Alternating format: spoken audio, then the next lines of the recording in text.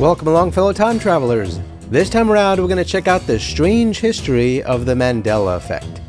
Before I begin, please like and share the show and subscribe to my channel and hit the notification bell. Now let's begin our journey. Have you ever thought you remembered something, usually a pop culture reference, and later found out your memory was completely wrong? Well, you are not alone. The Mandela Effect is a phenomenon where a large group of people remember something differently from how it actually occurred or exists. It was named after the widespread false memory that Nelson Mandela died in prison in the 1980s, but he actually passed away in 2013. This effect highlights discrepancies between collective memory and reality. Since I love stuff like this, and you probably do too, let's explore what the Mandela Effect is, how it might work, delve into some famous examples, and discuss how this might hint at living in a computer simulation.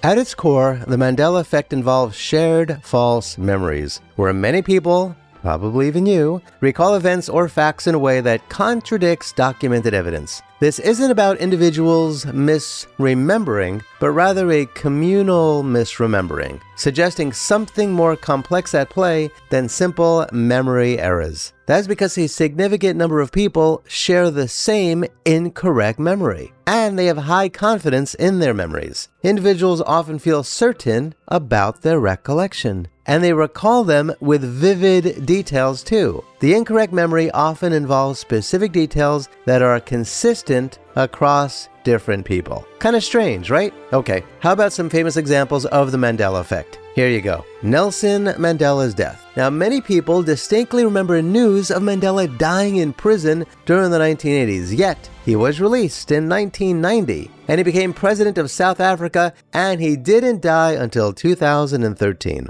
What about the Berenstain Bears versus Berenstain Bears? Actually, I don't even know what the hell those are, but they were a popular children's book series, often remembered as Berenstain with an E, rather than the correct Berenstain. This misremembering is so common that it's one of the most cited Mandela effects. How about Star Wars? Luke, I am your father. That iconic line from The Empire Strikes Back is frequently misquoted as Luke, I am your father. However, Darth Vader actually says, No, I am your father. How about the Monopoly Man's monocle? Many recall the Monopoly mascot, Rich Uncle Pennybags, wearing a monocle. Surprisingly, he never did in any official Monopoly artwork. Now let's talk about underwear, shall we? How about the Fruit of the Loom logo? People often remember this brand's logo with a cornucopia behind the fruit. Yet, the logo has never included a cornucopia. How about Pikachu's tail? Did I say that right?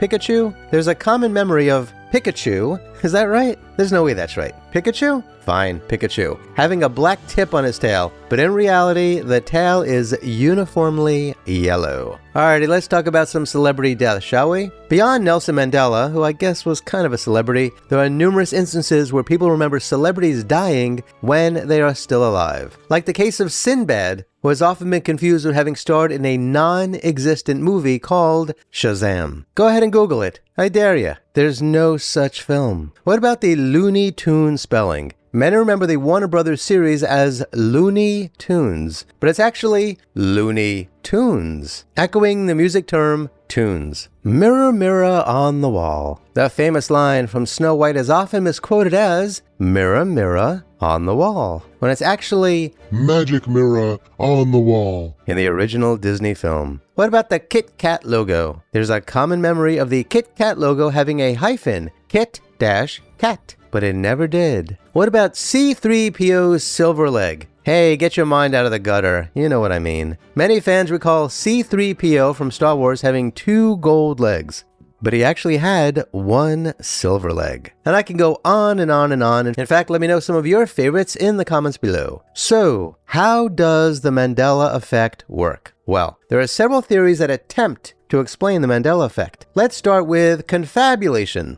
This psychological concept refers to the brain filling in memory gaps with false information. When memories are recalled, the brain might construct a plausible but inaccurate narrative, especially if the event was significant or emotionally charged. We then have priming and suggestion. We have the media and social discussions and cultural references that prime individuals to remember things a certain way. If a piece of misinformation is widely circulated, it can influence how people remember facts or events. What about parallel universes? Is that worth considering? Check it out. One particular theory posits that the Mandela Effect could be evidence of parallel universes or timelines merging. Here, memories from one timeline bleed into another, creating discrepancies. While intriguing, this lacks scientific backing, but that doesn't mean it isn't true. Memory conformity is also a theory. This is when social influence causes people to adapt their memories to align with those of the group, leading to a collective false memory.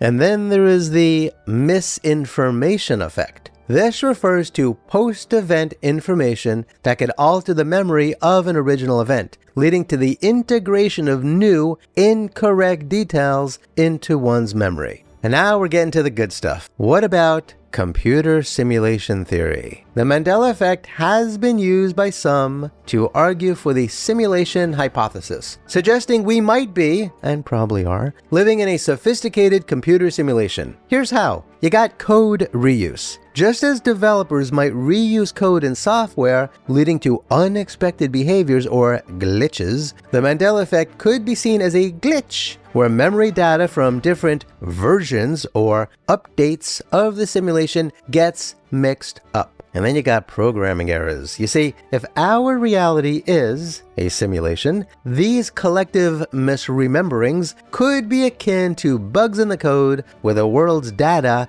doesn't update correctly for all participants simultaneously, leading to different individuals experiencing different versions of reality. Then you got memory overwrite. You see, in coding, when data is overwritten, sometimes remnants of the old data can appear in unexpected places. Similarly, memories from an earlier build of our simulation might resurface, causing the Mandela Effect. And then, of course, you have simulation updates. You see, if there are, and there are, periodic updates to the simulation to correct errors or introduce new elements, these might not be seamlessly integrated into all human memories, leading to discrepancies. And then you got the observer effect. Now pay close attention, here's how this works. In quantum mechanics, observation affects the observed. In a simulation, if the observers, that would be us, have a collective memory expectation, it might influence how reality is rendered, akin to a simulation adjusting based on user feedback or collective consciousness. Alrighty, so those are some of the theories. Which of the ones do you think are probably real, if any? Or do you want to just pick one? Could be just one, or it could be many. While you're thinking about that, let's talk about the cultural impact and research. The Mandela Effect has sparked interest not only among the general population, but also in psychological research. It raises questions about the reliability of memory, the impact of social media on collective memory, and the potential for memory to be manipulated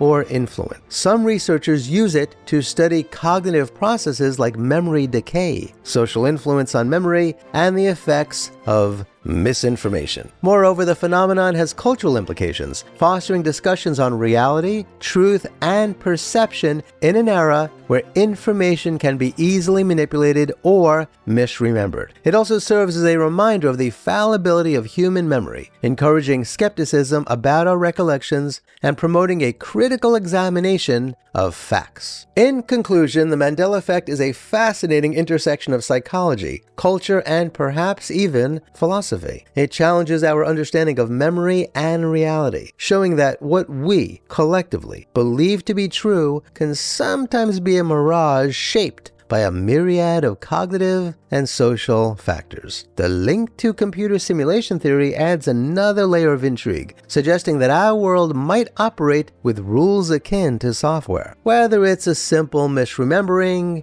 a glitch in the matrix, or a profound insight into the nature of our existence, the Mandela Effect will likely continue to intrigue and puzzle us, questioning the very fabric of what we consider to be reality. So, what do you think of the Mandela Effect? Please share your thoughts in the comments below. Kindly remember to like, share, and subscribe, and hit the notification bell. Please check out the links below to learn how to support my research and productions. Remember to be kind to all of our fellow Earthlings, and please do not harm them. And do yourself a favor and go to a local shelter and adopt a cat or a dog or both. You and they will be very glad that you did. Until next time, I wish you safe travels on all your journeys.